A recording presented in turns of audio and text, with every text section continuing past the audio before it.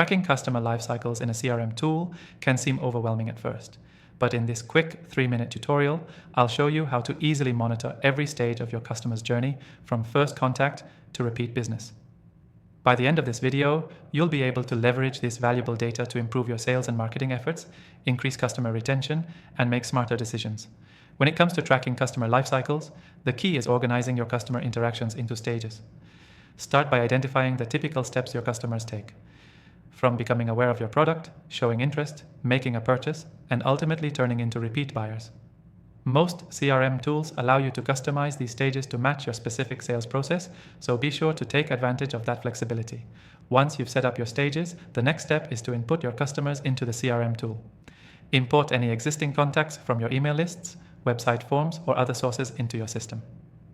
The CRM tool we're using today will automatically organize these contacts based on where they are in the life cycle.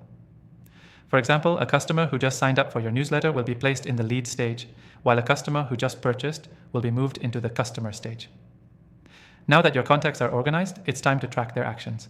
Many CRM tools let you add tags or notes to each contact, so you can record key interactions such as emails opened, links clicked, or phone calls made. This is crucial information for understanding where customers are in their journey and how to move them through the next stage. As customers progress through the lifecycle, you'll want to automate certain actions to stay engaged with them. For example, you can set up automated emails that trigger when a customer reaches a specific stage, like a welcome email when they first sign up, or a re-engagement email if they haven't interacted with your brand in a while. Automating these actions ensures you don't miss opportunities to nurture relationships and convert leads into sales. To get a full view of your customer lifecycle, don't forget to leverage your CRM's reporting and analytics tools. These will give you detailed insights into how well your marketing and sales strategies are working. Are you converting leads into customers? Are your customers sticking around long enough to make repeat purchases? These insights help you optimize your approach and make data-driven decisions. And here's the key takeaway. Tracking customer life cycles in a CRM tool isn't just about keeping things organized. It's about gathering actionable data that you can use to boost your marketing efforts, increase conversions, and keep customers coming back. To quickly recap, first, customize your CRM stages to reflect your customer journey. Then, input your contacts and track their interactions using tags and notes. Next, automate your engagement at key points in the lifecycle.